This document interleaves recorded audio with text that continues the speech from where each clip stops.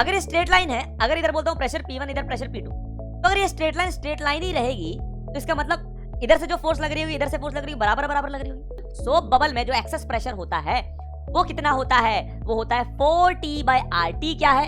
Surface tension. R क्या है? Radius of the soap bubble. जितने भी इस टाइप के अपने पास लिक्विड्स होते हैं या सब्सटेंसेस होते हैं जिनका contact angle greater than 90 degree होता है, उनकी वेट करने की जो टेंडेंसी होती है वो एक तरह से नेग्लिजिबल होती है। कोई ऐसा लिक्विड है जिसका कांटेक्ट एंगल 90 डिग्री से कम है तो कोई दिक्कत नहीं, क्योंकि कॉस में अगर एंगल 90 डिग्री से कम हो तो पॉजिटिव आता है। हेलो मेरे प्यारे बच्चों, मेरा नाम है पवन और आज मैं आप सभी का स्वागत करता हूं उस रफ्तार सीरीज के एक और नए और धमाकेदार लेक्चर में, जो कि है अपने पास मैकेनिकल प्रॉपर्टीज ऑफ फ्लूइड्स का लेक्चर 5। तो जो आज का जो लेक्चर है वो अपने पास इस चैप्टर का सेकंड लास्ट लेक्चर है, ठीक है। इसका मतलब इसके बाद एक लेक्चर और बचा है, उसके बाद अपना चैप्टर समाप्त हो जाएगा। इससे पहले हम लोगों ने 4 लेक्चर कर लिए हैं, जिसमें हम लोगों ने फ्लूइड स्टैटिक्स कर लिया था, फ्लूइड डायनेमिक्स स्टार्ट कर दिया था। फ्लूइड डायनेमिक्स से हम लोगों ने बर्नौली पढ़ ली है, हम लोगों ने क्या पढ़ लिया है? इक्वेशन ऑफ क्वांटिटी पढ़ लिया है। बर्नौली के हम लोगों ने क्या भी देख लिए हैं? एप्लीकेशन, ठीक है ना, जिसमें मैंने आपको मैग्नेस इफेक्ट भी पढ़ाया था, एरोफॉइल भी पढ़ाया था और स्पीड ऑफ एफ्लक्स, वेंचुरीमीटर, सब कुछ कवर हो चुका है। लास्ट क्लास में हम लोगों ने सरफेस टेंशन स्टार्ट किया था, जिसमें मैंने आपको सरफेस एनर्जी के बारे में समझाया था, आपको यह भी बताया था कि भैया कैसे कैसे मच्छर खड़े पानी में पनपते हैं, ठीक है। तो ये सारी चीजें मैंने आपको बताई थी लास्ट लेक्चर। आज हम लोग उसी लेक्चर को आगे कंटिन्यू करते हुए आज हम लोग जो पढ़ने वाले हैं वो सबसे पहले बात करेंगे किसकी? एक्सेस प्रेशर की, ठीक है। दूसरी बात करेंगे हम लोग किसकी? कांटेक्ट एंगल की। और लास्ट में आएगा अपने पास capillary rise and capillary fall. Capillary rise and capillary fall. तो देखो भाई साहब, क्या है, सबसे पहले बात करी जाए किसकी? एक्सेस प्रेशर की बात करी जाए तो सर एक्सेस प्रेशर है क्या चीज? देखो बेटा, आप लोगों ने देखा होगा अक्सर कि जैसे अपने पास कोई लिक्विड का ड्रॉप है, जैसे समझो रेन ड्रॉप है, अगर हम लोग उसको परफेक्टली स्फेरिकल शेप का माने, ठीक है, इसके अंदर तो लिक्विड भरा हुआ है, इतनी चीज क्लियर है कि इसके अंदर तो क्या भरा हुआ है? लिक्विड भरा हुआ है। बाहर तो क्या है? Atmospheric pressure. मान लेते हैं इसका रेडियस क्या है? आर। तो क्या सर जो अंदर प्रेशर होगा इस ड्रॉप के क्या बाहर के बराबर होगा? खुद सोचो। नहीं बेटा, कैसे नहीं होगा। अंदर प्रेशर कुछ पी है, अंदर प्रेशर कुछ पी है, बाहर प्रेशर क्या है? कुछ एटमॉस्फेरिक प्रेशर P0 मान लिया, कुछ अलग प्रेशर, ठीक है। अंदर प्रेशर कुछ अलग मान लिया P, बाहर क्या है? Atmospheric pressure. तो क्या ये P और ये P0 सेम होंगे? नहीं बेटा। खुद बताओ फील से, अगर ये एक स्ट्रेट लाइन है, ठीक है, अगर ये स्ट्रेट लाइन है, अगर इधर बोलता हूं प्रेशर P1 इधर प्रेशर P2, तो अगर ये स्ट्रेट लाइन ही रहेगी तो इसका मतलब इधर से जो फोर्स लग रही होगी इधर से फोर्स लग रही होगी, बराबर बराबर लग रही होगी, यानी कि जो प्रेशर होगा वो क्या होगा? सेम होगा, यानी कि P1 बराबर क्या होगा? P2। लेकिन अगर मैं इसी लाइन को ऐसे कर दूं, ऐसे, तो बताओ किधर का प्रेशर ज्यादा होगा? P1 ज्यादा होगा कि P2 ज्यादा होगा? खुद फील से बता दो। अरे ऑब्वियस सी बात, P1 इधर से मुक्का मार रहा होगा, P2 प्रेशर उधर से मुक्का मार रहा होगा, जीता कौन? P1 वाला। तभी तो ऐसी शेप हो गई, यानी कि P1 प्रेशर क्या है? P2 से ज्यादा है। अरे समझ लग रही है बात? यानी कि जो भी कनकेव वाली साइड होती है उसका प्रेशर क्या होता है? ज्यादा होता है। समझ लग रही बात? सेम तरीका यहां पर है सर। P और P0 में अगर आप देखोगे ऐसी शेप बन रही, तो ऑब्वियस बात जो P है वो P0 से ज्यादा है। P क्या है? P0 से ज्यादा है। कितना ज्यादा है? कितना ज्यादा है? तो अगर हम लोग देखते हैं तो P माइनस P0 यानी कि प्रेशर डिफरेंस बोल लो, ठीक, या बोल लो एक्सेस प्रेशर। भैया जो P है वो P0 से कितना ज्यादा है, कितना एक्सेस है, वो निकल के आता है अपने पास 2T/R। अपन को डेरिवेशन का कोई काम नहीं है, ना स्कूल में काम है ना वैसे काम है, आपको कोई भी काम नहीं है कि ये कैसे आई, कोई भी लेना देना नहीं आपको। आपको बस याद रखना है P माइनस P0 किसके बराबर होता है? 2T/R। T क्या है अपने पास? सरफेस टेंशन है। T क्या है? Surface tension. R क्या है? Radius of the liquid drop. Simple. R क्या है? Radius of the liquid drop, drop drop, ठीक है। तो भाई साहब ये चीजें हैं अपने को जो कि ध्यान में रखनी। तो भाई साहब आपसे पूछा जाए कि जो अपने पास लिक्विड ड्रॉप है, क्या उसके अंदर का प्रेशर बाहर के प्रेशर के बराबर होता है? नहीं सर, पी ज्यादा होता है किससे? पी नॉट से। तो पी माइनस पी नॉट कितना आता है? 2T/R। यानी कि अंदर का प्रेशर बाहर के प्रेशर से कितना ज्यादा होता है? कितने से ज्यादा होता है अंदर का प्रेशर बाहर के प्रेशर? कितने से ज्यादा होता है सर? 2T/R से। तो अंदर का प्रेशर क्या लिखूंगा मैं? 2T/R और पी नॉट को उधर लेके चले जाओ। ये हो गया इनसाइड का pressure. Pressure inside the liquid drop क्या हो गया? 2T/R plus P not. अरे भाई इसको इधर लेके चले जाओ। तो याद रखना लिक्विड के अंदर का प्रेशर और बाहर के प्रेशर में जो डिफरेंस आता है वो कितना आता है? 2T बाय, याद रखना, ठीक है। अब देखो, जैसे अपने पास यहां पर था क्या? Liquid drop. ये तो क्या था सर? लिक्विड ड्रॉप था। सिमिलरली अपने पास क्या आ जाता है? क्या आ जाएगा अपने पास? उसी तरह क्या आ जाएगा अपने पास? बबल, ठीक है ना? उसी तरह क्या आ जाएगा अपने पास? बबल। Soap bubble. कौन सा बबल? Soap bubble. उसी तरह क्या आ जाएगा अपने पास? Soap bubble. अब सोप बबल में एक लेयर की दो लेयर? साहब जी दो लेयर। साहब जी दो लेयर। साहब जी अगर दो लेयर है तो बनाओ दो लेयर, फिर दो लेयर। भैया जो बबल होगा उसमें एक लेयर की दो लेयर? दो लेयर। रेडियस लेकिन हम लोग आर ही लेते हैं क्योंकि थिकनेस को नेग्लिजिबल मानते हैं। तो इसके अंदर भी वही कहानी है। अगर बाहर प्रेशर मैं मान लेता हूं पी नॉट है, अंदर कुछ प्रेशर पी है, तो जो प्रेशर डिफरेंस आएगा वो क्या आएगा? पी माइनस पी नॉट बराबर, यानी कि अंदर वाला प्रेशर ज्यादा है बाहर वाले से। कितना ज्यादा है? क्या यहां पर भी 2T/R आएगा कि कुछ और आएगा? यहां पे आएगा 4T/R, क्योंकि कितनी लेयर है? दो लेयर है। दो लेयर इसलिए 2 टाइम्स कर दिया। आंसर कितना आ गया अपने पास? 4T/R। अपने को बस आंसर से मतलब है, रिजल्ट से मतलब है, ठीक है ना? डेरिवेशन में अपने को फंसना नहीं। समझ लग रही है बात? ठीक है ना? तो याद रखना, this is the excess pressure inside soap bubble. Soap bubble में जो एक्सेस प्रेशर होता है वो कितना होता है? वो होता है 4T/R। टी क्या है? Surface tension. आर क्या है? Radius of the soap bubble. ठीक है, दिस क्लियर है? तो भाई साहब ये थी एक्सेस प्रेशर की चर्चा। अब देखो, अगर मैं कुछ इसी चर्चा के ऊपर कुछ सवाल देखूं तो सर क्या सवाल आएंगे?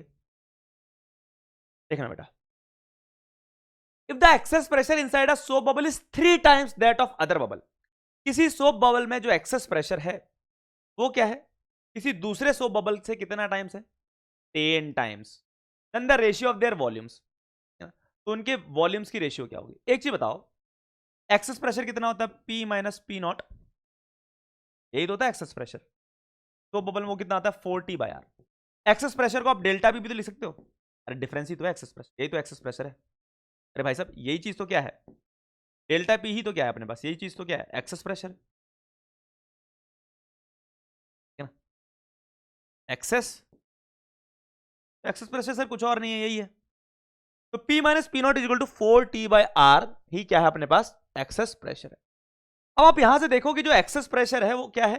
अपने पास देखने से पता चल रहा है जो डेल्टा P है यानी एक्सेस प्रेशर, वो इनवर्सली प्रोपोर्शनल टू क्या है? रेडियस है। होता है कि नहीं होता? तो यानी कि अगर मैं दो दो बबल्स के बीच में बात करूं तो क्या हो जाएगा? Delta P1 upon delta P2, यानी कि पहले वाले बबल का एक्सेस प्रेशर डिवाइडेड बाय दूसरे का इज इक्वल टू R2/R1। अब बात कर लेते हैं सर वॉल्यूम की। वॉल्यूम क्या होता है सर? 4/3 pi R cube. तो वॉल्यूम क्या हो गया? डायरेक्टली प्रोपोर्शनल टू आर का क्यूब हो गया। वॉल्यूम क्या हो गया? डायरेक्टली प्रोपोर्शनल टू आर का क्यूब। तो यहां से मैं बोल सकता हूं कि क्या बोल सकता हूं? जो रेडियस हो गया, जो अपने पास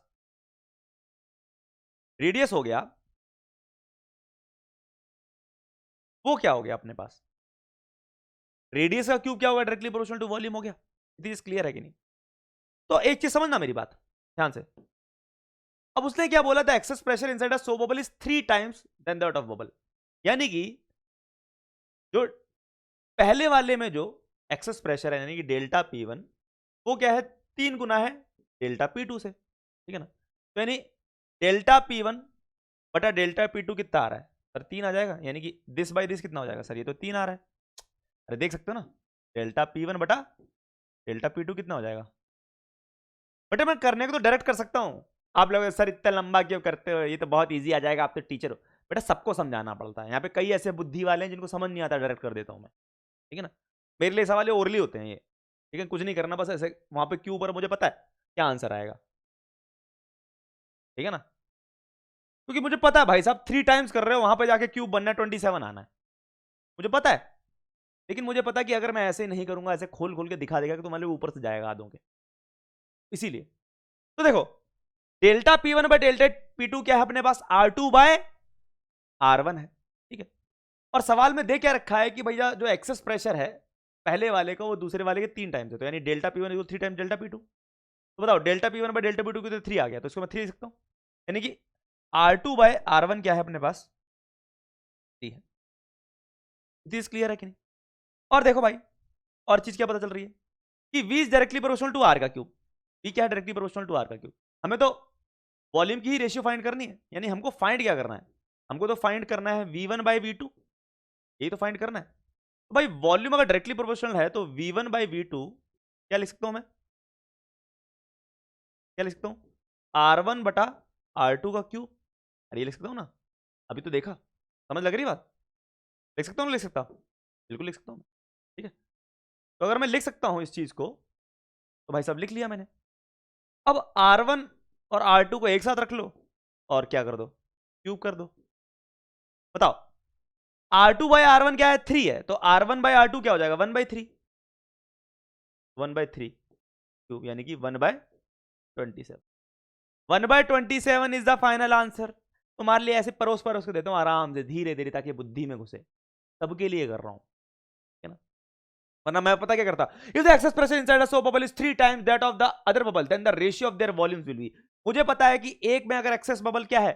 3 टाइम्स है, एक में एक्सेस, सॉरी एक्सेस प्रेशर क्या है? 3 टाइम्स है दूसरे से, तो इसका मतलब क्या होगा? इसका जो रेडियस होगा उसका क्या होगा? 3 टाइम्स कम होगा। तो वॉल्यूम क्या हो जाएगा अपने पास? आर का क्यूब होता है तो 1:27, मुझे पता है, डायरेक्ट बोल सकता था, आंसर डायरेक्ट कर सकता हूँ, लेकिन फिर आप लोगों के ऊपर चला जाएगा।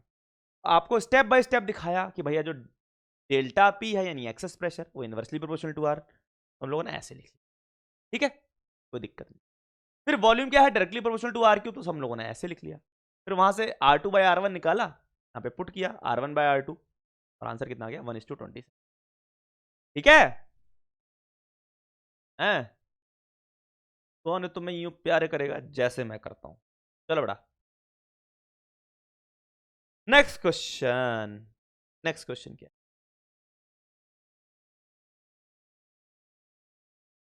A soap bubble having radius of 1 millimeter is blown from a detergent solution having a surface tension of 2.5 into 10 raised to power minus 12 Newton per meter.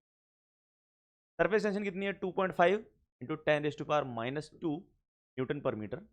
एक सोप बबल आपने बनाया डिटर्जेंट से, कुछ बनाया आपने, उसकी सरफेस टेंशन दे रखी। The pressure inside the bubble equals at a point Z0 below the free surface of water in a container. वो कह रहा है कि जो बबल के अंदर जो प्रेशर होगा, पता कैसी इंफॉर्मेशन दे रखी है? डायरेक्ट उसने बबल के अंदर का प्रेशर नहीं दिया, उसने पता दिमाग लगाया, उसने कहा बबल के अंदर जो प्रेशर है ना, बबल के अंदर जो प्रेशर है, बबल के अंदर जो प्रेशर है उसके डायरेक्ट इन्फॉर्मेशन नहीं दी कि कितना है। उसने पता कैसे बताया कि बबल के अंदर जो प्रेशर है ना वो पता है किसके बराबर है? अगर एक मैं बीकर में वाटर लेता हूं, तो वाटर में आप क्या करो, जेड डेप्थ पे जाओ, यहां पर जो प्रेशर होगा ना उसी के बराबर क्या है? ये प्रेशर, ठीक है ना। तो सर जेड डेप्थ पे प्रेशर कितना होता है?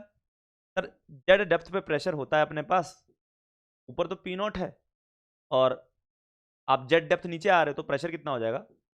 P not plus row E Z. अरे यही तो हो जाएगा, और यही प्रेशर क्या है? साइड का प्रेशर है। हमको पता है कि सर अगर आउटसाइड पी नॉट होगा तो एक्सेस प्रेशर क्या होता है? P minus P nought is equal to 4T by R. क्या होता है? 4T by are. अरे इतनी चीज क्लियर है? क्लियर है कि नहीं है बताओ? इतनी चीज क्लियर है? P minus P nought is equal to 4t/r। अब अपने को क्या करना है, अपने को क्या करना है, इधर से p माइनस पी नॉट की वैल्यू निकालो,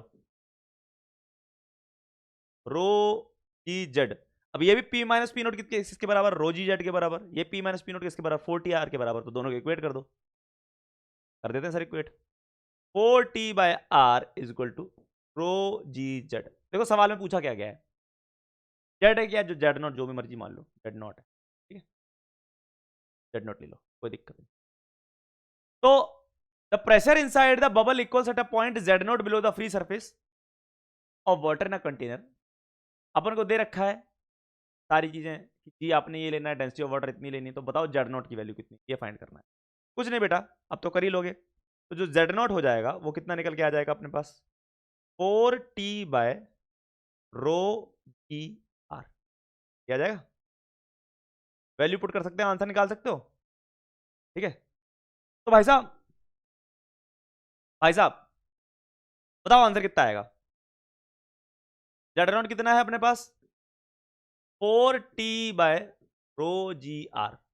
सरफेस टेंशन दे रखी है, कितनी दे रखी है सर,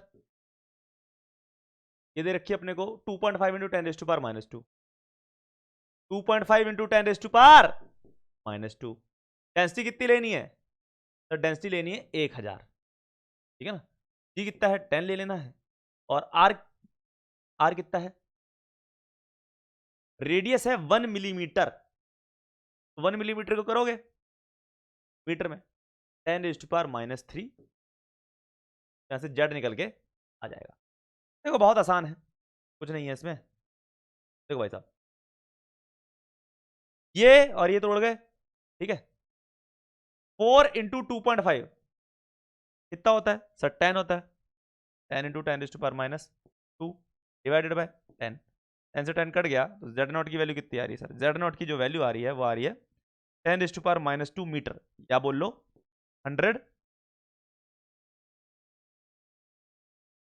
सेंटीमीटर के टर्म्स में कर दूं तो 1 सेंटीमीटर हो जाएगा। सेंटीमीटर में आंसर दिया है कि मीटर में, सेंटीमीटर में आंसर दिया है, तो आंसर कितना आ जाएगा अपने पास, 1 सेंटीमीटर। देखो कैलकुलेशन मिस्टेक तो नहीं की मास्टर ने तुम्हारे, मास्टर कैलकुलेशन मिस्टेक कर देता है। 2.5 इंटू 4 10, ठीक है, 10⁻, ये चला गया, 10 से 10 गया, 10⁻² मीटर, सही एकदम सही, ठीक है। चलो अब आ जाता है अपने पास नेक्स्ट सवाल। A certain number of spherical drops of a liquid of radius small r called sec का मतलब combine to form a single drop of radius capital R and volume V if T is the surface tension of the liquid, then हमको बताना है कि भाई इतनी energy release होगी, इतनी इतनी इतनी, या कोई एनर्जी रिलीज नहीं होगी ना एब्जॉर्ब होगी। देखो मैंने आपको पिछली क्लास में यही इसी टाइप का क्वेश्चन, डिट्टो सेम टाइप का क्वेश्चन मैंने आपको होमवर्क दिया था। मैंने क्या बोला था कि अगर अपने पास कुछ ड्रॉप्स अगर मिलके एक बड़ा ड्रॉप बना रहे हैं तो कितनी एनर्जी रिलीज होगी। मैंने आपको यह भी बताया था कि एनर्जी रिलीज क्यों होगी, जब छोटे छोटे ड्रॉप्स थे तो सरफेस एरिया ज्यादा था, जब बड़ा ड्रॉप बन गया सरफेस एरिया कम हो गया। तो भाई पहले सरफेस एनर्जी ज्यादा थी क्योंकि सरफेस एरिया ज्यादा था, अब सरफेस एनर्जी कम हो गई। तो अगर सरफेस एनर्जी ज्यादा थी अब कम हो गई, तो इसका मतलब कुछ सरफेस एनर्जी रिलीज हो गई होगी। तो आपसे यही पूछा है कि कितनी रिलीज हो गई होगी, तो आप देख के तो बोल ही सकते हो सर डी ऑप्शन तो हो गई नहीं, क्योंकि इसमें नाइदर रिलीज नॉर अब्सॉर्ब्ड है। देखो भाई सबसे पहले अगर आपसे पूछा जाए एनर्जी रिलीज्ड, भाई नीट में आ चुका सवाल, अब मेरे को ये नहीं याद रिसेंट ईयर में ही आया है, एनर्जी रिलीज आपसे पूछा जाए। एनर्जी रिलीज होती है अपने पास भाई इनिशियल जो थी मैं से फाइनल माइनस कर दो। भाई साहब इनिशियल ज्यादा थी और फाइनल क्या थी, कम थी। भाई साहब इनिशियल ज्यादा थी और फाइनल क्या थी, कम थी बेटा, कम थी, कम थी। रिलीज क्लियर है कि नहीं। तो सर इनिशियल एनर्जी क्या होगी, इनिशियल एनर्जी क्या होगी, initial surface energy sir surface tension into initial area minus final क्या होगी sir, tension into final area. अब बताओ क्या यहां पर 2 से मल्टीप्लाई करेंगे एरिया को, नहीं ड्रॉप है, वरना 2 से मल्टीप्लाई करते, समझ लग रही बात। तो यहां पर सरफेस टेंशन बाहर आ गया, ए इनिशियल माइनस ए फाइनल, इतना क्लियर है कि नहीं। अब इनिशियल और फाइनल सरफेस एरिया ही रखने हैं। अब देखो उसने बोल रखा है अपने को सवाल में कि पहले क्या थे, स्मॉल जो ड्रॉप्स थे कितने थे, स्मॉल आर रेडियस के थे, लेकिन उसने ये नहीं बताया कितने थे। तो हम मान लेते हैं कि एन ड्रॉप्स थे, मान लेते हैं हम लोग कैसे छोटे छोटे कितने ड्रॉप्स थे, एन थे, एन ड्रॉप्स थे। मैंने अपनी तरफ से माना है n ड्रॉप्स थे, ठीक है, सवाल में नहीं दिया। इनका रेडियस क्या है, स्मॉल r। आपने इन सबको मिलाया और क्या बना दिया, एक बड़ा ड्रॉप बना दिया, एक बिगर ड्रॉप जिसका रेडियस क्या है, कैपिटल R। अब हमको इतना तो पता है सर कि वॉल्यूम तो कंजर्व रहेगा। अगर वॉल्यूम कंजर्व रहेगा तो जो छोटे छोटे ड्रॉप्स का मिला के वॉल्यूम था वही इस बड़े ड्रॉप के मिला के वॉल्यूम के बराबर होगा। यानी कि n इंटू एक वॉल्यूम का मतलब एक ड्रॉप का वॉल्यूम कितना हो जाएगा, 4/3, ठीक है ना, 4/3 पाई इंटू स्मॉल r का क्यूब। यह है एक ड्रॉप का volume into n is equal to 4/3 pi into capital R का क्यूब। भाई साहब इन सब का वॉल्यूम इसके बराबर होगा और हमको दे भी रखा है कि वॉल्यूम क्या है बड़े वाले का v, यानी कि ये जो चीज है ना ये किसके बराबर है, v के बराबर। समझ लग रही बात, समझ लग रही बात।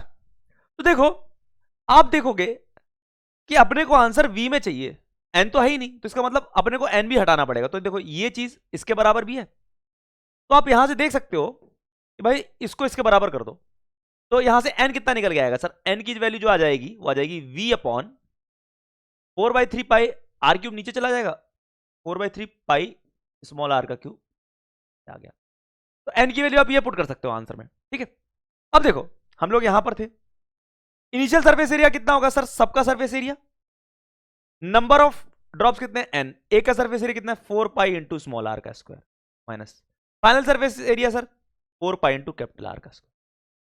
अब देखो अगर आप ध्यान से देखो तो अपने को आंसर बाय स्मॉल r और बाय कैपिटल R के टर्म्स में है, ठीक है ना, ऐसे तो आंसर है। तो अपने को आपको इस हिसाब का बनाओ कि आप आंसर के टर्म्स में चीजें करो, ठीक है ना, तभी आप जल्दी जल्दी कर पाओगे। तो भाई साहब सर आंसर अपने को बाय आर के टर्म्स में है, अपना तो बाय आर आ ही नहीं रहा, तो क्या करो एन की वैल्यू पुट कर दो। एन की वैल्यू कितनी है सर, पुट कर दो, ठीक है। और यहां पर भी बाय आर लेके आना है, तो ऐसा करो आर से नीचे मल्टीप्लाई कर दो और ऊपर भी आर से मल्टीप्लाई कर दो, ठीक है ना, यानी ऊपर भी आर से मल्टीप्लाई कर दो, नीचे भी आर से मल्टीप्लाई कर दो। समझ लग रही है बात, या बोलो आर से डिवाइड कर लो, एक ही बात है, ठीक है। इज क्लियर है कि नहीं, इज क्लियर है कि नहीं, ठीक है।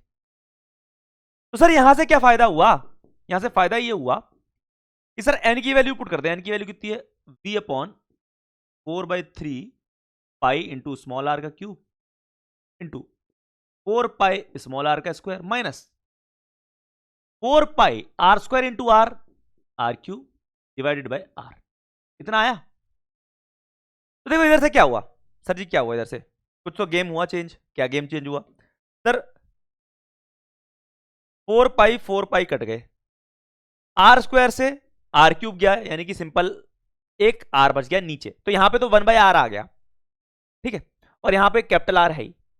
अब अपने को क्या चाहिए, देखो v बाहर चाहिए, तो सर यहां का तो v है, यहां पर तो v है, यहां पर भी v चाहिए। अब v किसके बराबर सर, v है 4/3 पाई कैपिटल R का क्यूब। तो सर 4 पाई R का क्यूब तो है, अगर मैं इसे नीचे भी 3 से मल्टीप्लाई कर दूं और ऊपर भी 3 से मल्टीप्लाई कर दूं, कुछ गलत करूंगा नहीं, कुछ गलत नहीं करोगे सर, इसमें क्या गलती है, सेम ही बात तो होगी। ऊपर भी 3 से मल्टीप्लाई कर दो और नीचे भी 3 से मल्टीप्लाई कर दो, कुछ गलत नहीं करोगे सर, आप कैसे गलत कर सकते हो, ठीक है, मैं भी गलत कर सकता हूं बेटा, सब गलत कर सकते हैं। तो भाई साहब ये आ गया अपने पास, तो मैंने क्या किया, आंसर बनाने के लिए ऐसा किया, क्योंकि v बाहर चाहिए तो नीचे 3 से मल्टीप्लाई ऊपर। अब बताओ, ध्यान सुनना मेरी बात, ध्यान सुनना सर, ये चीज क्या बन गई, ये चीज क्या बन गई, 4/3 पाई आर क्यूब क्या बन गया सर, 4/3 पाई आर क्यूब तो अपने पास क्या है, v के बराबर है, v है ना, ये तो v है। तो देखो अपने पास क्या बना, अगर साफ साफ लिखूं, आप लोगों को समझ आया, ठीक है ना, अगर साफ साफ लिखूं तो हमारे पास क्या आया, अपने पास क्या था, बाहर t था, अंदर क्या आया, अंदर देखो, अंदर v बचा है 4 पाई आर स्क्वायर, ऊपर पूरा कट गया, नीचे 3 बचा है बाय में और एक r बचा है, ठीक है ना, ऊपर तो v बचा है और नीचे 1/3 और r बचा है, ठीक है, माइनस 4πr³/3 को मैंने क्या लिख लिया, v लिख लिया, इंटू 3/r, ठीक है ना। 4πr³/3 को मैंने क्या लिख लिया, v लिख लिया, इंटू क्या क्या था अपने पास,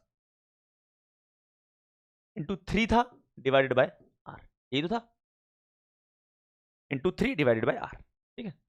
अब देखो, अब तो आ गया जी सर, बिल्कुल आ गया।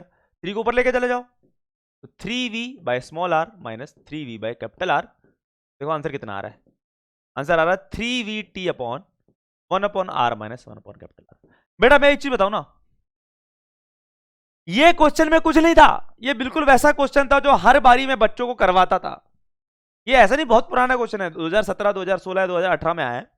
इससे पहले इस टाइप का क्वेश्चन, जैसा मैंने आपको होमवर्क दिया ऐसा क्वेश्चन मैं देता था बच्चों को, लेकिन तब भी बच्चे पेपर में इस सवाल का आंसर नहीं कर पाए। क्यों क्यों नहीं कर पाए?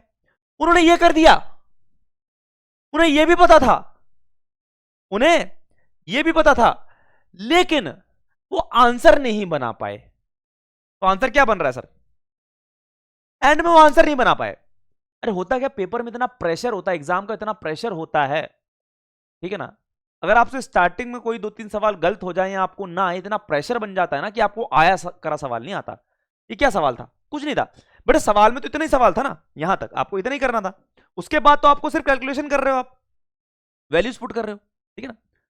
तो वही चीज आपको ध्यान देनी है कि अपने को मेंटल पीस इतनी चाहिए कि आप तसल्ली से सवाल कर सको, वरना इस टाइप के सवाल हैं कुछ नहीं, लेकिन होने को बहुत कुछ भी है, ठीक है ना।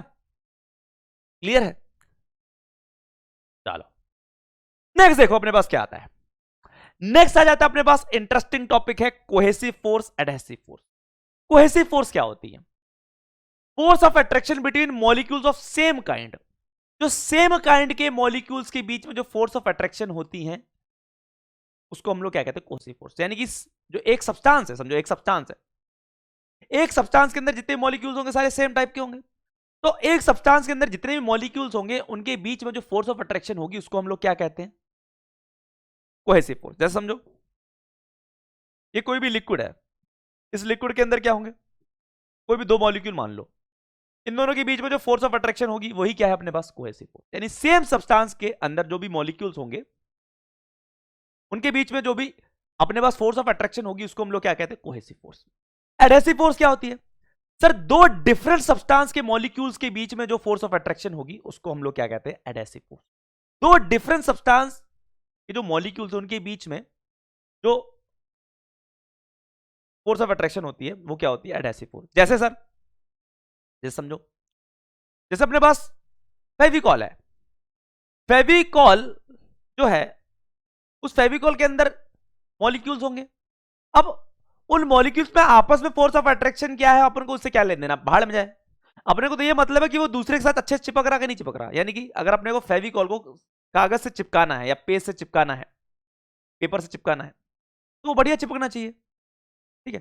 तो होगा क्या कि उस फेविकॉल के जो मॉलिक्यूल्स हैं उसकी पेज के मॉलिक्यूल्स के साथ फोर्स ऑफ अट्रैक्शन कितनी बढ़िया है, तो इसका मतलब एडहेसिव फोर्सेस बढ़िया है, ठीक है ना। अगर वो बढ़िया चिपक रहा है इसका मतलब एडहेसिव फोर्सेस बढ़िया है, अगर वो बढ़िया नहीं चिपक रहा है इसका मतलब एडहेसिव फोर्सेस बढ़िया नहीं है। तो बेसिकली हम लोग फेविकॉल का कौन सी चीज का इस्तेमाल करते हैं, एडहेसिव नेचर का, यानी कि उसके पास क्या है, एडहेसिव फोर्सेस ज्यादा होती हैं। यानी कि फेविकॉल के जो मॉलिक्यूल्स हैं वो पेपर के मॉलिक्यूल से फोर्स ऑफ अट्रैक्शन बहुत बढ़िया बनाते हैं, इसलिए हम लोग फेविकॉल की कौन सी प्रॉपर्टी को यूज करते हैं, एडहेसिव प्रॉपर्टी को। कौन सी प्रॉपर्टी को, एडहेसिव। कोई आपसे पूछे फेविकॉल कैसा है तो आप एडहेसिव बोलोगे ना भाई। अबे जो फेविकॉल उसके मॉलिक्यूल्स आपस में क्या कर रहे हैं अपन को उससे क्या लेना देना, अपने को तो दूसरे से चिपकाना ना। समझ लग रही बात, इतनी चीज क्लियर है कि नहीं? तो हम लोग फेविकॉल का एडहेसिव नेचर का यूज करते हैं, तो हम लोग कभी कभी फेविकॉल को एडहेसिव भी बोल देते हैं, ठीक है। आप बाहर की कंट्रीज में जाओगे एडहेसिव बोलते हैं, ठीक है ना। आप जाओगे यूरोप में या कहीं पे तो आप ऐसे नहीं बोलोगे सर दुकान पे जाके भैया जी फेविकॉल दे दो, एडहेसिव, ठीक है। तो एडहेसिव समझ आ गया, ठीक है। यानी 2 डिफरेंट सब्सटेंसेस के मॉलिक्यूल्स के बीच में जो फोर्स होती है, फोर्स ऑफ अट्रैक्शन, उसको हम लोग कहते हैं एडहेसिव फोर्स, ठीक है। अब देखो, अब इंपॉर्टेंट चीज आती है अपने पास, contact angle. Sir contact angle क्या है? बहुत इंपॉर्टेंट चीज है। अगर समझो अपने पास ये एक सरफेस है, सरफेस, इसके ऊपर अगर मैं लिक्विड ड्रॉप गिराऊं, अपना समझो लिक्विड ड्रॉप में मैं क्या गिराता हूं, पानी गिरा देता हूं, तो आपको पता पानी की बूंद ऐसी शेप लेती है, देखी होगी ना, पानी की बूंद ऐसी शेप लेती है ना। सर ऐसी तो कभी नहीं देखी हमने। बेटा साइड व्यू देख रहे हो, कौन सा व्यू देख रहे हो, साइड व्यू। अब साइड से देख रहे हो, साइड से तो ऐसी लग रही है, इसमें क्या भरा, पानी भरा है, ठीक है ना। अगर आप ऊपर से देखते टॉप व्यू लेते, सर टॉप व्यू ऐसा आता, वो तो आपको फिर ऐसे ही दिखाई पड़ती ना टॉप व्यू, ऐसे गोलाकार में, फिर ऐसे बल्ज थोड़ी ना दिखाई पड़ता, ऊपर से देखोगे तो ऐसे गोलाकार में दिखाई पड़ेगी ना। ये टॉप व्यू हो गया, टॉप व्यू से कुछ नहीं पता चल रहा, साइड व्यू से पता चल रही है चीजें। ये कौन सा व्यू है, साइड व्यू। अब सर कॉन्टेक्ट एंगल क्या होता है, सिंपल। अब भाई साहब ये जो अपने पास वाटर का ड्रॉप है, ये समझो प्लेट है कोई भी, ये क्या है, रेक्टेंगुलर प्लेट है, उसके साथ कांटेक्ट में है। कहां पर कांटेक्ट में सर, पेरिफेरी क्या है, ये पेरिफेरी है, ये पेरिफेरी। पेरिफेरी क्या होता है, किनारा, ये तो पेरिफेरी, ठीक है, क्लियर है कि नहीं। अब यहां पर तो मैं वो दिखा नहीं सकता, यहां पर तो दिखा नहीं सकता, तो जो किनारे है अपने पास पेरिफेरी है, यानी कि वो यहां से साइड से देखूं तो ये दिखाई पड़ रहा बस अपने, क्योंकि अगर इसको साइड से देखोगे तो भाई ऐसे बल सा दिखाई पड़ेगा, इतना ही दिखाई पड़ेगा। तो कांटेक्ट एंगल क्या है कि जहां पर भी अपना जो लिक्विड है वो सॉलिड सरफेस के साथ क्या है, कांटेक्ट में, जहां पर भी अपना जो लिक्विड है इस सॉलिड सरफेस में कांटेक्ट में, देखो यहां से कांटेक्ट में, पेरिफेरी से तो कांटेक्ट में है ना, दिखाई पड़ रहा है। जहां पर भी वो कांटेक्ट में है वहां पर क्या करो, टेंजेंट डालो, ठीक है ना, टेंजेंट डाल दी सर, उस पॉइंट पे क्या कर दो, टेंजेंट डाल दो। अब यहां पे तो दिखा नहीं सकता, ठीक है ना, तो यहां पे मैंने टेंजेंट डाल दी। अगर आपने इधर डाली तो आप इधर पे भी डाल सकते हो, ठीक है ना। बेटा इस चैप्टर में थोड़ी सी इमेजिनेशन और विजुअलाइजेशन अच्छी चाहिए, ठीक है ना, क्योंकि यहां पे चीजें मैं ऐसे दिखा तो सकता नहीं है आपको, ठीक है। तो बेटर है कि आप थोड़ा सा विजुअलाइज करो कि भाई आपने एक पानी की बूंद गिराई, ठीक है ना, पानी की बूंद गिराई, उस पानी की बूंद को आप देख रहे हो ऐसे साइड से, ठीक है ना। अब देखो कि वो पानी की बूंद सॉलिड सरफेस के साथ कहां पर कांटेक्ट बना रही है, वहां पे क्या करो, टेंजेंट डाल दो। तो आपने ये टेंजेंट डाल दिया, एक इधर से पड़ गया, एक समझो इधर से पड़ गया, ठीक है ना। इतनी क्लियर है कि नहीं। अब कांटेक्ट एंगल क्या होता है, the angle between tangent to the liquid surface at the point of contact, यानी कि जो लिक्विड सरफेस पे आपने टेंजेंट बनाई, ये जो लिक्विड सरफेस थी यहां पे टेंजेंट बनाई, ठीक है ना, लेकिन अब लिक्विड सरफेस में टेंजेंट यहां पे बना सकते हैं, लो यहां बना दी, अब कोई काम नहीं है। अब ये तो लिक्विड सरफेस तो पूरी है, कहीं भी टेंजेंट बना दोगे ना, कहां पर, जहां पर लिक्विड सरफेस सॉलिड सरफेस के साथ क्या है, पॉइंट ऑफ कांटेक्ट में। अबे टेंजेंट तो यहां पे बना सकते हो, लो सर बना दी मैंने, यहां पे बना दो सर, यहां पे बना दी मैंने, हजार जगह बना सकते हो। कहां बनानी है, जहां पर लिक्विड क्या है, कांटेक्ट में है, किससे, दूसरे सब्सटेंस से, ठीक है ना, यहां पे सॉलिड से। तो यहां पर कांटेक्ट में था, इस पॉइंट पर कांटेक्ट में था, इस पॉइंट पर कांटेक्ट में था, तो यहां पर मैंने टेंजेंट बना दी। तो the angle between tangent to the liquid surface at the point of contact and tangent to the solid surface, ठीक है ना, measured inside the liquid is termed as angle of contact. तो आपने क्या किया, जहां पर ये लिक्विड सॉलिड साथ कांटेक्ट में था वहां पर मैंने एक टेंजेंट बना दी, ये बना दी, ऐसे यहां पे भी बना दी मैंने। अब कांटेक्ट एंगल क्या होगा, अब एक चीज बताओ, कितने एंगल आप यहां पे बना सकते हो, सर एक तो ये एंगल बना सकते हैं, एक ये एंगल बना सकते हैं, कौन सा एंगल कांटेक्ट एंगल होगा, बेटा वो वाला एंगल जो कि हमेशा क्या होगा, इनसाइड द लिक्विड, सिंपल। वो वाला एंगल जो कि हमेशा क्या होगा, इनसाइड द लिक्विड होगा, वही क्या होगा अपने पास, कांटेक्ट एंगल। यानी कि ये जो एंगल होगा ये होगा थीटा, इसको हम लोग कह रहे हैं कांटेक्ट एंगल, ठीक है, हमेशा इनसाइड द लिक्विड वाला। तो बहुत सिंपल काम है, कुछ नहीं करना, दिमाग नहीं ज्यादा लगाना, सिंपल। जहां पर भी अपने पास लिक्विड कांटेक्ट में है दूसरी सरफेस के साथ, वहां पर क्या करो, टेंजेंट डाल दो, और उस टेंजेंट का देखो एंगल क्या है, ठीक है ना, उस टेंजेंट का देखो एंगल क्या है सॉलिड सरफेस के साथ, यानी कि जिसके साथ भी कांटेक्ट में है लिक्विड, सॉलिड सरफेस में है यहां पर, तो सॉलिड सरफेस का देखो। अब सर सॉलिड सरफेस का इस टेंजेंट का सॉलिड सरफेस के साथ दो एंगल आ सकते थे, ये एंगल भी तो आ सकता था, लेकिन इसका कोई काम नहीं। कौन सा वाला लेंगे सर, वो वाला एंगल जो कि क्या है, लिक्विड के इनसाइड। तो यहां पे अगर ये एंगल थीटा, तो सर ये एंगल भी तो क्या होता, थीटा ही होता। तो ये जो थीटा है यही क्या है अपने पास, कॉन्टेक्ट, यही तो क्या है अपने पास, कॉन्टेक्ट एंगल है। तो कॉन्टेक्ट एंगल कुछ नहीं, जहां पर भी लिक्विड सॉलिड सरफेस के साथ कांटेक्ट में है, वहां पर क्या करो, टेंजेंट डालो। उस टेंजेंट के दो एंगल बन सकते हैं सर, एक ये वाला एक ये वाला। कौन सा वाला लेना है, जो हमेशा लिक्विड के इनसाइड हो, ठीक है। अब आप यहां पे देखकर बता सकते हो कि ये जो थीटा है सर, ये जो एंगल है एक्यूट है ना, लेस देन क्या है, 90 डिग्री। तो बेटा जो भी लिक्विड्स जिनका भी कांटेक्ट एंगल 90 डिग्री से कम होता है ना, वो क्या करते हैं, सरफेस को वेट करते हैं। क्या करते हैं, वेट करते हैं। लेकिन आप खुद सोचो ना, अब पानी को डालो कहीं पर भी, आप पोंछ भी देते हो ना, तब भी थोड़ा बहुत पानी लगा रह जाता है, पूरा थोड़ी ना हटता, गीला हो जाता है ना वो चीज। तो इसे कहते हैं वेटेबिलिटी। जितने भी अपने पास लिक्विड हैं जिनका contact angle less than 90 degree है, वो क्या करते हैं, जहां पर आप डालो उसको वेट कर देते हैं। लेकिन आप पोंछ भी दोगे तब भी रह जाता है, वेट कर देते, गीला कर देते हैं। तो इनकी क्या होती है, वेटेबिलिटी होती है, ठीक है ना। तो जितना भी लिक्विड्स हैं जिनका contact angle less than 90 degree है, ये क्या करते हैं, वेट कर देते हैं सरफेस को, वेट्स द सरफेस, सरफेस को क्या करते हैं, वेट कर देते हैं। Is clear.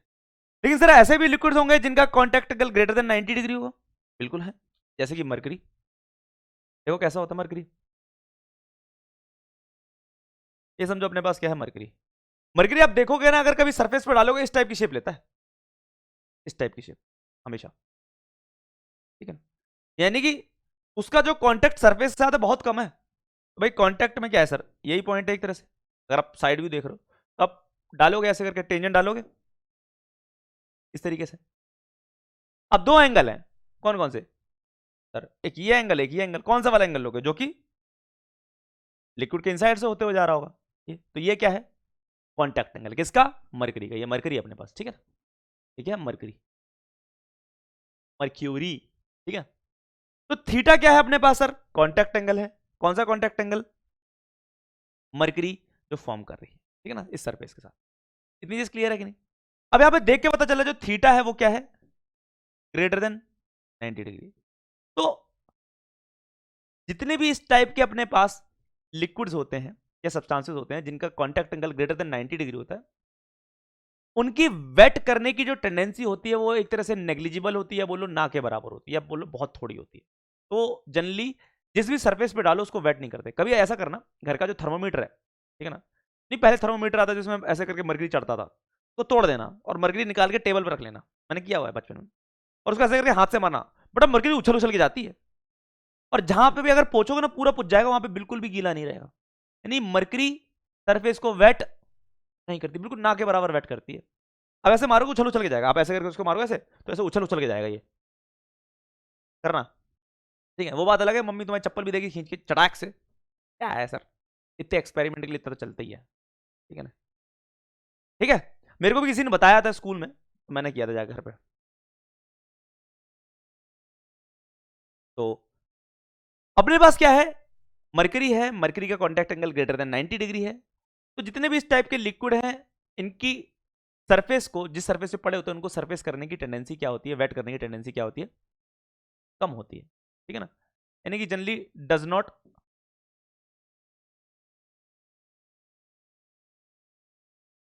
Wait the surface. या बोलो अगर कर भी रहे होंगे, क्योंकि कोई चीज आइडियल तो है नहीं, अगर कर भी रहे होंगे तो ना के बराबर वेट कर रहे होंगे, समझ लग रही है, कोई दिक्कत। तो ये समझ आया। अब सर ऐसा क्यों, ऐसा क्यों, देखो हमने अभी बात करी किसकी, तो पूरे कंसेप्ट क्लियर करके जाओ, अगर आए हो तो हर चीज पता होनी चाहिए, सर रीजन है तो क्यों है, वरना कोई फायदा थोड़ी ना पढ़ने का तुम्हारा। ये था अपने पास सर वाटर वाला ड्रॉपलेट जो हम लोग टेबल पर डालते हैं। सर ऐसा क्यों है, इसके केस में जो कांटेक्ट एंगल है वो लेस देन 90 डिग्री है और ये वेट कर रहा है, क्यों, क्योंकि बेटा इसमें क्या होता है, जब भी आप लिक्विड को डालोगे ज्यादा फैलता है सरफेस के ऊपर, लेकिन देखो ये सिकुड़ा हुआ है, ये आपस में ही है, सरफेस के ऊपर ज्यादा फैला नहीं हुआ मरकरी, ये फैलता है। होता है इसलिए है क्योंकि लिक्विड के अंदर समझो ये मॉलिक्यूल्स हैं, ठीक है ना, इन मॉलिक्यूल्स के बीच में जो फोर्सेस होंगी वो कौन सी होंगी सर? Cohesive forces. और लिक्विड के मॉलिक्यूल और सरफेस के मॉलिक्यूल के बीच में जो फोर्स होगी उसको हम लोग क्या बोलेंगे? Adhesive force. अरे यही तो सिखाया था। सेम सब्सटेंस के अंदर जो मॉलिक्यूल्स होंगे, यानी कि जैसे ये अपने पास पानी है, उसके पानी के दो मॉलिक्यूल्स के बीच जो फोर्स होगी उसको क्या कहेंगे हम लोग? Cohesive force. और पानी के मॉलिक्यूल और जिस सरफेस के ऊपर आपने डाला है, समझो टेबल डाला है, टेबल के ऊपर डाला आपने पानी को, तो टेबल का जो मॉलिक्यूल होगा और जो पानी का मॉलिक्यूल होगा उसके बीच में जो फोर्स होगी उसको क्या कहेंगे हम लोग? कौन सी फोर्स? Adhesive force. अब होता क्या है कि इसके केस में एडहेसिव फोर्सेस होती हैं, वो ग्रेटर होती हैं किससे? कोहेसिव। इसलिए पानी को जब डालो ना तो फैलता है, वो क्या करता है? फैलता है। हाँ, वो बात अलग है कि थोड़ी देर में सिकुड़ जाएगा वो सरफेस टेंशन की वजह से, लेकिन जब पहले डालोगे ना तो वैसे फैल जाता है। मतलब ऐसी शेप नहीं लेता, फैलने का मतलब मैं ये बोल रहा हूं, ऐसी शेप नहीं लेगा, ऐसे लेता है, ऐसे ऐसे पड़ा होता है। ठीक है, समझ लग रही बात? इट क्लियर है कि नहीं? तो अगर किसी पानी को ऐसे करके डाल दोगे सरफेस के ऊपर, ठीक है ना, तो ऐसी शेप लेता है। अब ऐसी शेप लेने का जो रीजन है वो क्या है कि भाई साहब इसके अंदर जो एडहेसिव फोर्सेस होती है वो ज्यादा होती है किससे? Cohesive forces. ठीक है, यानी कि इन दोनों मॉलिक्यूल्स के बीच में, जो वाटर के मॉलिक्यूल्स, इनके बीच में जो फोर्स है वो कम है एज कंपेयर टू वाटर और टेबल के मॉलिक्यूल के बीच। इनके बीच में वाटर मॉलिक्यूल और टेबल मॉलिक्यूल के बीच में जो फोर्स है, फोर्स ऑफ अट्रैक्शन, वो ज्यादा है। ठीक है ना, और as compare to what? Water के मॉलिक्यूल्स में। इसलिए जब आप इनको साफ भी कर दो ना तभी थोड़ा बहुत पानी लगा रह जाता है, इसका मतलब वेट कर देता सरफेस। लेकिन यहां पर क्या होगा खुद बताओ? यहां पर जो मरकरी के मॉलिक्यूल्स होंगे उनके बीच में जो फोर्सेस होंगे, आपस में जो फोर्सेस होंगे, एडहेसिव फोर्सेस, ठीक है ना, और जो कोहेसिव फोर्सेस होंगे, एडहेसिव फोर्सेस किसके बीच में होंगे सर? मरकरी के मॉलिक्यूल्स, जो मरकरी का जो मॉलिक्यूल होगा और जो टेबल का मॉलिक्यूल होगा उसके बीच में। ठीक है ना, यहां पर इसके बीच में जो फोर्स होगा वो कौन सा वाला होगा सर? एडहेसिव वाला। तो मरकरी के मॉलिक्यूल्स के जो फोर्स होगा वो कौन सा? कोहेसिव। अब यहां पर क्या होता है, ये अपने में समेटे इसलिए रहता है, ये इस तरीके से शेप क्यों नहीं लेता? क्योंकि यहां पर क्या होता है, कोहेसिव फोर्सेस क्रिएटर होती है किससे? एडहेसिव।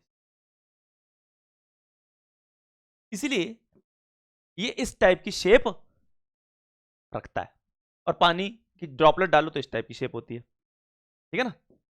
अगर आप इमेजिन कर पा रहे हो सब कुछ तो मुझे जरूर कमेंट्स में बताएं। समझ तो आता है कि तुम लोग पहुंच रहे हो वहां तक जहां मैं पहुंचाना चाहता हूं तुमको। ठीक है, तो अगर आपको ये चीज समझ आई है कि भाई साहब क्यों पानी की ड्रॉप को अगर टेबल के ऊपर डालो तो ऐसी शेप क्यों लेती है, क्योंकि इसके अंदर जो एडहेसिव फोर्स है, यानी कि पानी और टेबल के मॉलिक्यूल की जो फोर्स है वो ज्यादा है as compare to cohesive force. ये ऐसी शेप क्यों लेता है? क्योंकि जो कोहेसिव फोर्स है, यानी कि मरकरी के मॉलिक्यूल्स में जो आपस में जो फोर्स है वो ज्यादा है, force of attraction, as compare to mercury के मॉलिक्यूल और टेबल के मॉलिक्यूल में। ठीक है ना, इसलिए भाई साहब ये वेट नहीं करता और वो क्या कर देता है? वेट कर देता। सर समझ लग रही बात?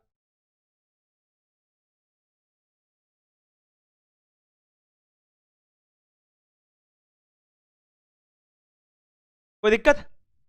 इसलिए इसका थीटा क्या होता है? Less than 90 degree. इसका थीटा क्या होता है? Greater than 90 degree. अब सर कुछ के कॉन्टैक्ट एंगल हमको पता होने चाहिए, जैसे कि अगर अपने पास प्योर वाटर है एंड क्लीन ग्लास, अब भाई इस पे भी डिपेंड कर रहा है कि भाई साहब आप जो लिक्विड है उसको डाल किसके ऊपर रहे हो, यानी कि सिंपल लिक्विड। हमने अभी भी तो देखा ना, इस पे भी डिपेंड करता है बेटा कि आप उस लिक्विड को डाल किस सॉलिड सरफेस के ऊपर रहे हो। अगर आप प्योर वाटर को एक क्लीन ग्लास में डालो, pure water and clean glass, तो अपने पास जो कॉन्टैक्ट एंगल आएगा, ठीक है ना, वो कितना आएगा अपने पास? 0 डिग्री। समझ लग रही बात? Pure water and clean glass के बीच में जो कॉन्टैक्ट एंगल होता है वो क्या होता है? 0 डिग्री। क्या होता है? 0 डिग्री। समझ लग रही है बात? और अगर मैं प्योर वाटर और सिल्वर ले लूं, सिल्वर क्या होता है सर? चांदी। उसके बीच में जो कॉन्टैक्ट एंगल आता है वो तो कितना आता है? 90 डिग्री। अब सर ये क्या बता रहे हो, समझ ही नहीं आ रहा। समझो, आपने क्या किया, समझो एक ग्लास है, आपको समझाने के लिए दिखा रहा हूं, बड़ा सा ग्लास, उसके अंदर आपने मस्त प्योर वाटर डाला और साफ ग्लास एकदम, पहला केस, ये केस। आपने क्या किया, इसके अंदर पानी डाला, प्योर वाटर है, तो अगर पहले समझो कि इम्प्योर होता तो कैसा बनाता, इम्प्योर होता तो कैसा बनाता। अगर इम्प्योर वाटर होता यानी कि उसके अंदर कुछ इम्प्योरिटी होती, कैसी होती, इम्प्योरिटी। समझना मेरी बात को, मैं कहां पहुंचाना चाहता हूं आपको। इम्प्योर वाटर होता एंड ग्लास, या ग्लास भी क्लीन नहीं होता, ठीक है ना, कुछ भी उसके अंदर इम्प्योरिटीज होती, तो कैसा बनता सर पता है। अगर आप डालोगे ना तो पानी कुछ इस टाइप की शेप लेगा, इस टाइप की। पानी डाल दिया आपने, ये समझो बेस, इस टाइप की शेप लेता है, इस टाइप की शेप लेता है। सर ऐसी शेप क्यों ले रहा है, ऐसी शेप क्यों ले रहा है बेटा, वही रीजन अपने पास कोहेसिव एंड एडेसिव फोर्सेस वाला, कोहेसिव एंड एडेसिव फोर्सेस वाला। तो उसकी वजह से क्या आ रहा है, कुछ कॉन्टैक्ट एंगल आ रहा है। कॉन्टैक्ट एंगल क्या होगा सर, ये जो लिक्विड है ये सॉलिड सरफेस से, ये जो ग्लास की सरफेस कहां पे कांटेक्ट में सर, यहां पर कांटेक्ट में। ये तो मैं साइड व्यू दिखा रहा हूं ना आपको, यहां पे और यहां पे कांटेक्ट में। अगर आप ऊपर से देखोगे तो आपको तो भाई ऐसे करके बीकर दिखेगा, उसमें पानी भरा हुआ है, क्या ही देख पाओगे, समझ नहीं आएगा। तो अब साइड व्यू देखोगे ज्यादा बेटर है। साइड व्यू आपको दिखाई पड़ रहा है कि नहीं दिखाई पड़ रहा। अब देखो आपको क्या निकालना है sir, contact angle. Contact angle क्या बताया था, जहां पर कॉन्टैक्ट में वहां पर क्या कर दो, टेंजेंट डाल दो। टेंजेंट डाल दिया सर लिक्विड सरफेस पे, जहां पर लिक्विड सरफेस सॉलिड सरफेस साथ कांटेक्ट में वहां पर क्या कर दो, टेंजेंट डाल दो। तो डाल दी टेंजेंट। जहां पर लिक्विड सरफेस सॉलिड सरफेस के साथ क्या है, कांटेक्ट में, वहां पर क्या कर दो, टेंजेंट डाल दो। तो मैंने डाल दी टेंजेंट, ठीक है। अब कौन सा वाला एंगल होगा सर, एक तो ये एंगल है बड़ा वाला, और एक ये बड़ा वाला, एक ये, कौन सा वाला होगा सर, ये वाला जो कि लिक्विड के इनसाइड होता है। यहां पर भी दिखा सकते हो, कोई भी एक दिखा दो, कोई दिक्कत नहीं। तो ये क्या थीटा है, this is contact angle, this is contact angle. Theta क्या है, कॉन्टैक्ट एंगल। अब आपको देखने से पता चल रहा है कि ये जो कॉन्टैक्ट एंगल है ये क्या आपको 0 डिग्री लग रहा है क्या, नहीं सर 0 डिग्री नहीं लग रहा। 0 डिग्री लग रहा है क्या, नहीं सर। 0 डिग्री कब होता, ये जब ये पूरा ऐसे चिपका होता, ये जो टेंजेंट होती ये ऐसे चिपकी होती, यानी इसके साथ ही होती, पैरेलल टू क्या होती, ग्लास की वॉल। ये जो टेंजेंट होती ना, ये जो ऐसे है टेंजेंट, ये अगर parallel to the glass, to the parallel to the glass की वॉल, जो ये ग्लास है ना, ये ग्लास, ग्लास की ये वॉल है, वॉल ऑफ द ग्लास है, इसके पैरेलल होती, यानी कि ऐसे तभी होता ना। तब ग्लास की वॉल से और टेंजेंट के बीच में एंगल होता है वो कितना हो जाता, 0 डिग्री। बेटा जो प्योर वाटर है वो यही करता काम, कैसे समझना मेरी बात को, बेटा इतनी तसल्ली समझा रहा हूं, समझ लेना। देखो एक्चुअल में जब प्योर वाटर को डालोगे पता कैसे बनाता है, एकदम मस्त चिपक के बनाता है।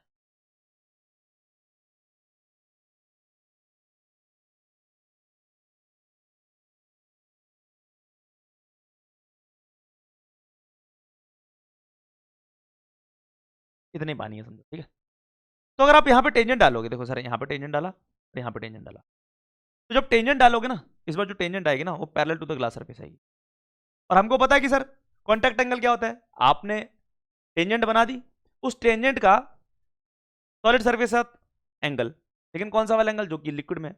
अब यहाँ पे जो टेंजेंट है वही क्या है, सॉलिड सरफेस के साथ क्या है, पैरेलल है, तो यहाँ पे थीटा क्या हो गया।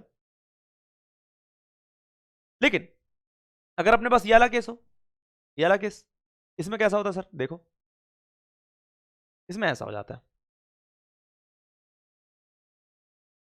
ऐसा खड़ा सा। वैसे ऐसा पॉसिबल नहीं है ना, ऐसा जनरली पॉसिबल है, कुछ ना कुछ इंप्योरिटी रहती है, ठीक है ना, आइडियल केसेस है ना, ऐसा एकदम पॉसिबल है। तो आइडियल केसेस है बेटा। अब देखो यहां पे देखना कॉन्टैक्ट एंगल कितना है, 90 डिग्री। देखो इस पॉइंट पर और इस पॉइंट पर कॉन्टैक्ट में होगा, तो अगर आप क्या करोगे, टेंजेंट डालोगे।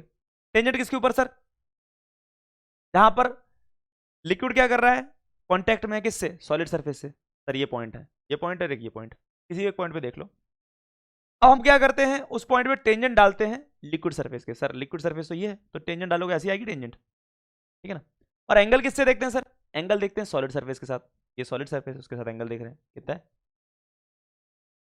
तो यहाँ पे थीटा कितना है, 90, यहाँ पे थीटा कितना है, 0।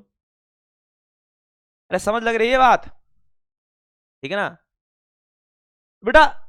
इसकी जो वेरिएबिलिटी है ये क्या है, अच्छी खासी, समझ लग रही है, इट इज क्लियर है कि नहीं, ठीक है बेटा। तो उम्मीद है आप लोगों को समझ आ रहा होगा क्या है।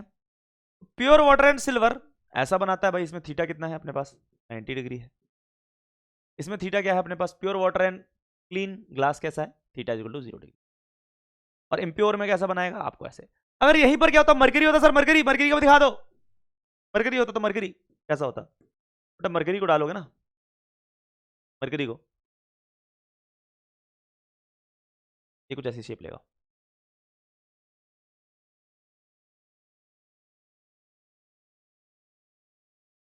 मरकरी को डालोगे ऐसी शेप लेता है, ऐसे उठी हुई ऊपर बल्ज। तो ये पॉइंट कांटेक्ट में है सॉलिड सरफेस के साथ, ग्लास के साथ। तो आप क्या करोगे, यहां पे टेंजेंट डालोगे, tangent to the liquid surface. Liquid surface क्या है अपने पास, मरकरी की सरफेस तो है, डाला। अब कौन सा एंगल लोगे सर, ये वाला एंगल लेंगे, दिस इज एंगल थीटा, क्या ग्रेटर देन 90 डिग्री है, मरकरी है ये। अरे समझ आया, समझ आया कैसे दिखता है, ठीक है। तो ये प्योर वाटर के केस में, ये मरकरी के केस में। प्योर वाटर भी बता दिया क्लीन ग्लास के साथ, प्योर वाटर सिल्वर के साथ भी बता दिया। तो ये मैक्सिमम, इससे ज्यादा कुछ नहीं पूछा जाता, ठीक है। चलो अब ये सब सीखा किस लिए, कॉन्टेक्ट एंगल सीखा किस लिए, ताकि हमारे पास एक चीज आती है, कैपिलरी राइज एंड फॉल, इसको कर सकें, कैपिलरी राइज एंड फॉल। अब सर ये क्या है, देखो बेटा, आप क्योंकि बायो के स्टूडेंट हो सारे के सारे, आप सबको पता है कि जो प्लांट्स हैं उनके रूट्स में जब पानी देते हो तो पानी स्टेम या ब्रांचेस में पहुंचता है या लीव्स में पहुंचता है, कैसे पहुंचता है, कैपिलरी सक्शन के थ्रू। तो बेटा जो कैपिलरी सक्शन है ना, वो बहुत पतली पतली पाइप से होते, बहुत ही ज्यादा पतली, कतई पतली।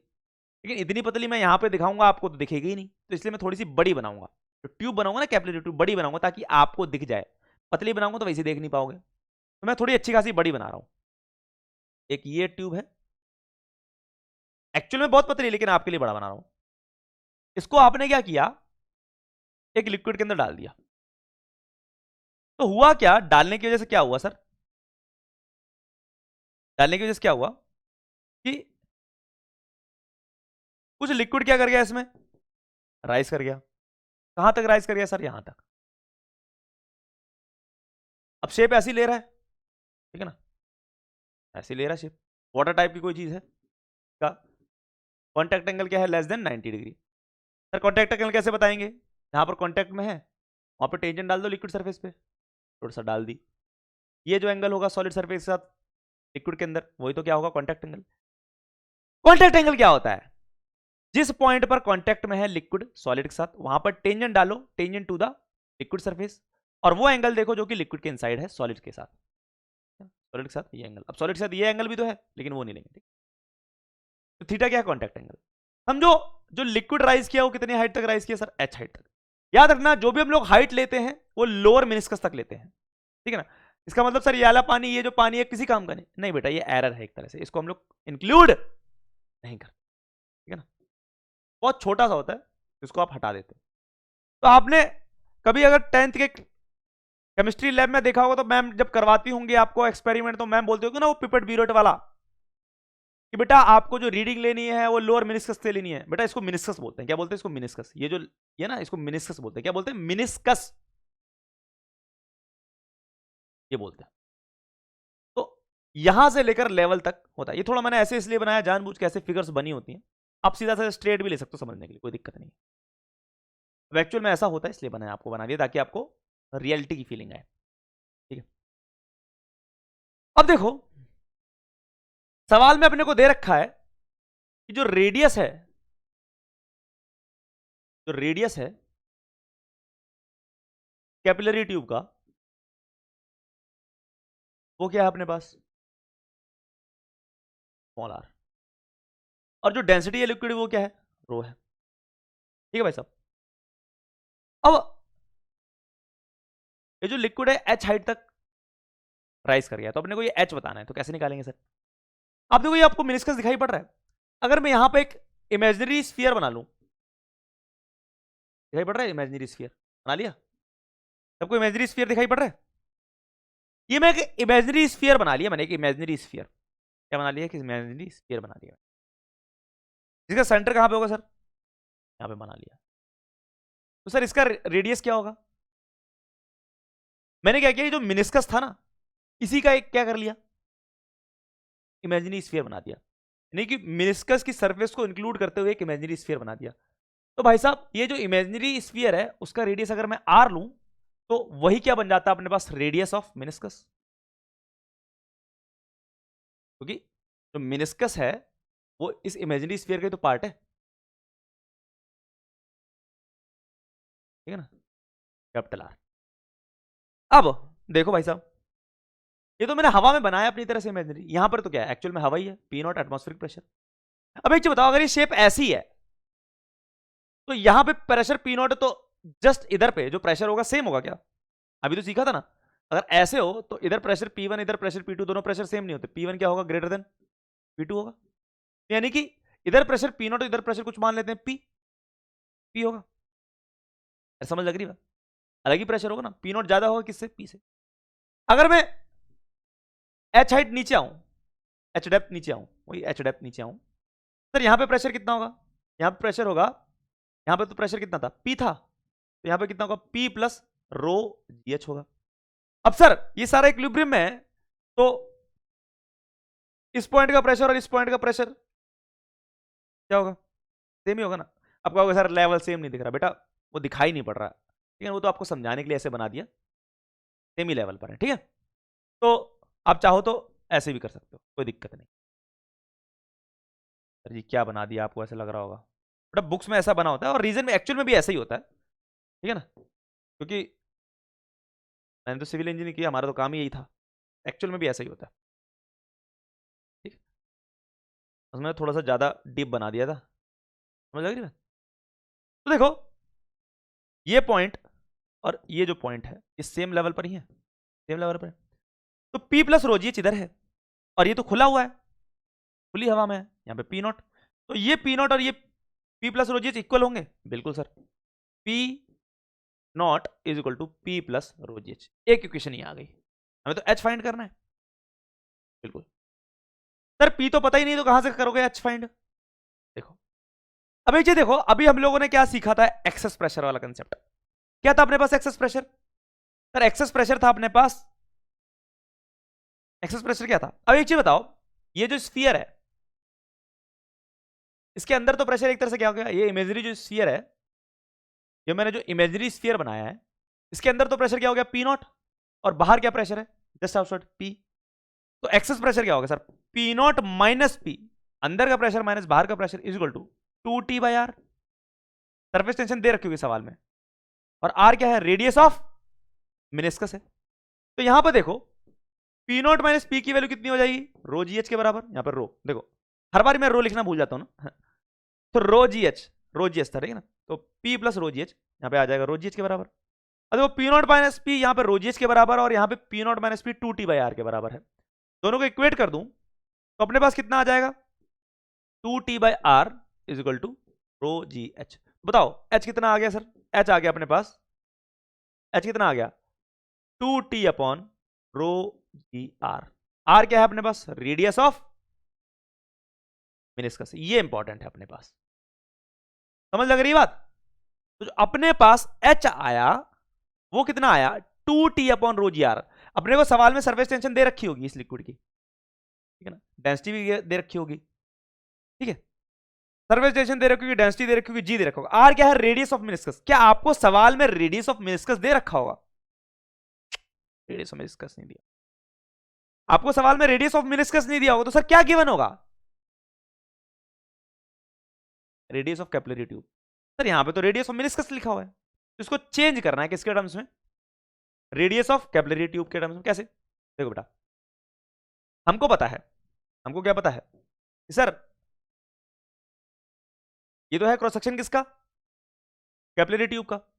सर ये जो रेडियस है ये R दिखाई बड़ा, ये जो रेडियस है अपने पास,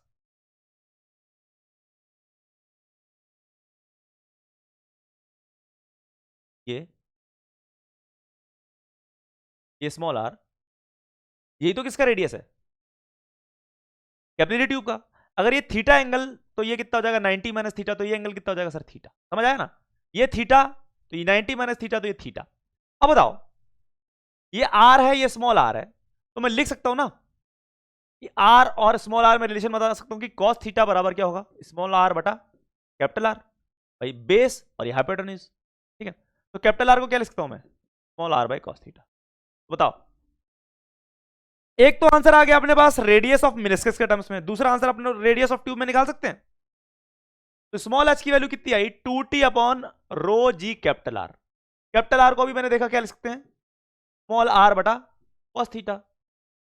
एच कितना आ गया, 2t upon rho G, small R को क्या लिख लोगे, आर बटा कॉस थीटा, कॉस थीटा ऊपर चला जाएगा। तो ये जो आंसर आया ये किसके टर्म्स में आया, this is the answer in terms of small R. किसके टर्म्स में, स्मॉल आर, यानी कि radius of capillary tube.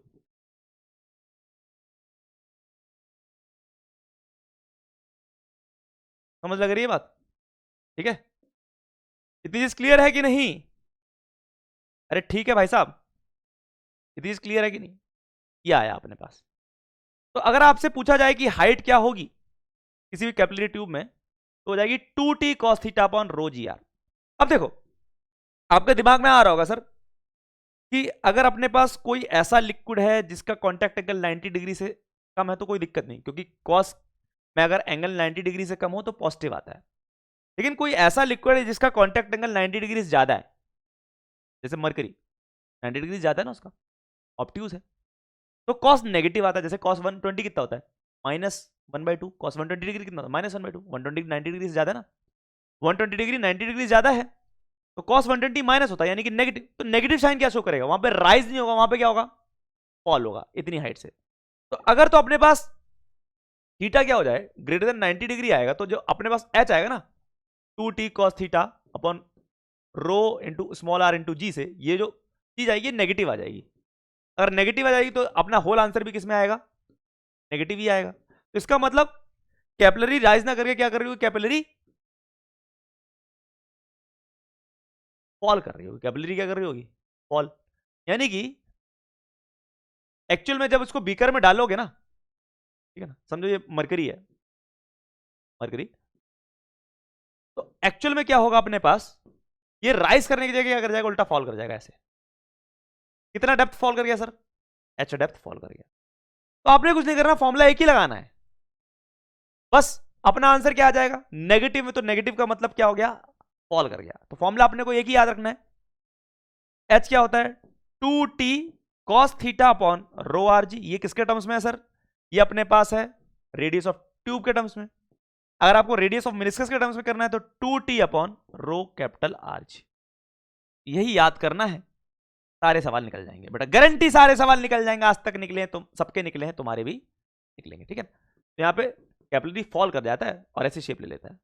Contact angle दिखाऊं इसका, ऐसा है ना इसका contact angle greater than 90 degree, दिखाई पड़ रहा है, ठीक है बेटा, ये चीज है अपने पास। तो देखो भाई, उम्मीद है आप लोगों को समझ आया होगा क्या बताया, ठीक है। तो जल्दी से जल्दी कुछ क्वेश्चन देख लेते हैं। The wettability of a surface by a liquid depends primarily on, जो वेटेबिलिटी है of a surface by a liquid depends primarily on, किस पे डिपेंड करती है, विस्कोसिटी पे, सरफेस टेंशन पे, डेंसिटी पे, एंगल ऑफ कांटेक्ट पे। अरे अभी देखा ना, वेट करेगा कि नहीं करेगा, थीटा लेस देन 90 डिग्री हो तो वेट करते हैं, थीटा ग्रेटर देन 90 डिग्री हो तो टेंडेंसी कम हो जाती है वेट करने की, यानी कि ना के बराबर करते हैं। Angle of contact between the surface and the liquid, ठीक है। फिर देखो,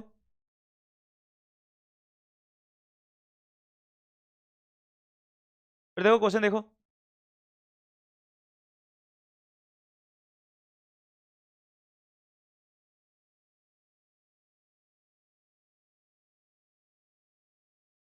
देखो, in a capillary tube water rise to a height of 4 centimeter if the cross sectional area of the tube were 1/4। अब क्योंकि क्रॉस सेक्शन एरिया की बात कर रहे हैं तो कौन सा फॉर्मूला लगाएंगे सर, 2t।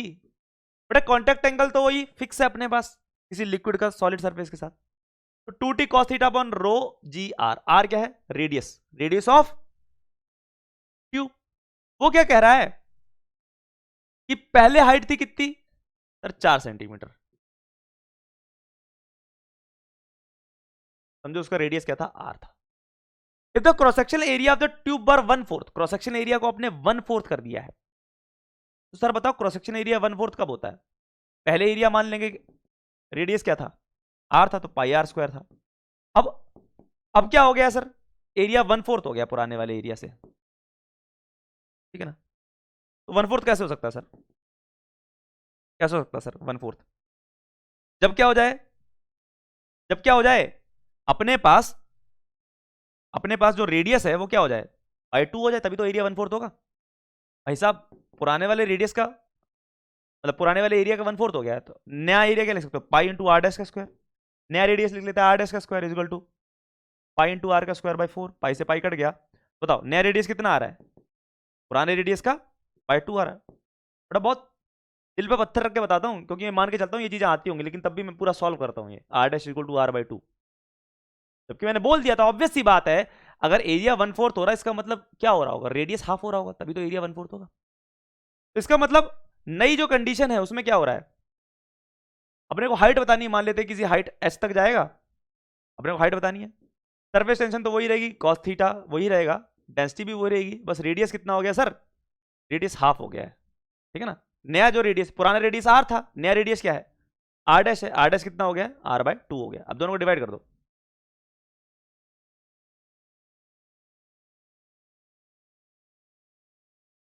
ठीक है भाई साहब। तो बताओ आंसर कितना आएगा, अगर आपने रेडियस को कर दिया है हाफ, अगर आपने रेडियस को क्या कर दिया है, हाफ कर दिया है, तो हाइट क्या होगी बताएंगे, सारे के सारे बताएंगे। तो हाइट हो जाएगी अपने पास डबल, हाइट क्या हो जाएगी अपने पास डबल, देखो 2 ऊपर जाएगा मल्टीप्लाई होगा, 8 सेंटीमीटर इज हाइट डबल हो जाएगी। अगर आप रेडियस को एक तरह से आपने हाफ कर दिया तो हाइट क्या हो जाएगी, डबल हो जाएगी, ठीक है बेटा। चलो और भी क्वेश्चन करेंगे, लेकिन अभी थोड़े थोड़े क्वेश्चन कर रहे हैं, इसी में क्वेश्चन करेंगे।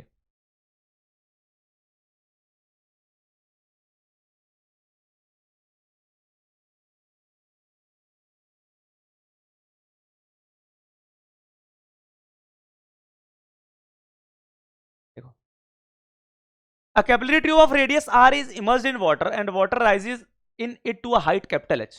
Mass of water in the capillary tube is m. क्या बोल रहा है कि अपने पास एक कैपिलरी ट्यूब है, उसके अंदर जो पानी राइज किया है वो कितनी हाइट तक का राइज किया सर, h हाइट तक का राइज किया है, और जो मास है इसका वो कितना है, m है, डेंसिटी मान लेते हैं रो है। तो आप मान सकते हो मोटा मोटी कि अगर मैं इसको एक बीकर में डालता तो एक तरह से सिलेंडर ही है, ठीक है ना। क्या है अपने पास, सिलेंडर, ठीक है, क्या है अपने पास, एक तरह से सिलेंडर ही है सर। ये क्या है अपने पास, एक तरह से सिलेंडर ही है, ठीक है ना। कैसे सर सिलेंडर, कैसे बोल रहे हो सिलेंडर, बेटा ये एक सिलेंडर जैसे ही तो है। आपको ये कहां गया सर, ये वाला पोर्शन, ये वाला पोर्शन, ये पोर्शन और ये पोर्शन, मैंने बोला था इस पोर्शन को आप निग्लेक्ट कर सकते हो, पूरे वॉल्यूम के कंपैरिजन में ये बहुत छोटा सा है, बहुत छोटा सा होता है, इसको आप निग्लेक्ट कर सकते हो। तो आप बोल सकते हो एक तरह सिलेंडर है, ठीक है ना। तो इस सिलेंडर का मास कितना होगा सर, मास होता है डेंसिटी इंटू वॉल्यूम, वॉल्यूम क्या होता है सिलेंडर का सर, पाई, रेडियस कितना है सर, रेडियस मान लेते हैं स्मॉल आर, ठीक है ना, रेडियस ऑफ ट्यूब क्या है small r, pi into are का square into h, h height है ना, एक तरह से लगभग लगभग कितनी हाइट है, एच हाइट है, तो pi into R square into H, यही क्या है, डेंसिटी इंटू वॉल्यूम क्या है, मास। पहले हमको ये दे रखा है। अब क्या बोल रहा है, if the radius of the tube is doubled, अगर मैं रेडियस ऑफ ट्यूब को क्या कर दूं, डबल कर दूं, mass of water that will rise in capillary tube will now be, कितना मास राइज करेगा कैपिलरी ट्यूब में, ठीक है ना। अगर मैं क्या कर दूं, रेडियस को डबल कर दूं तो कितना मास राइज करेगा कैपिलरी ट्यूब के अंदर। देखो बेटा डेंसिटी तो चेंज होने नहीं वाली, पाई भी चेंज नहीं वाला, तो जो मास है वो किसके ऊपर डिपेंड कर रहा है, mass is directly proportional to radius का स्क्वायर इनटू हाइट। ये चीज क्लियर है कि नहीं। अगर मैं क्या कर रहा हूं, रेडियस को क्या कर दे रहा हूं, डबल को कर देता हूं, रेडियस को क्या कर देता हूं, डबल कर देता हूं, तो हाइट देखो, हाइट पे क्या आएगा, एच डैश मान लेते हैं नई हाइट, वो क्या हो जाएगी 2t cos थीटा अपॉन क्या होता है रो आर जी।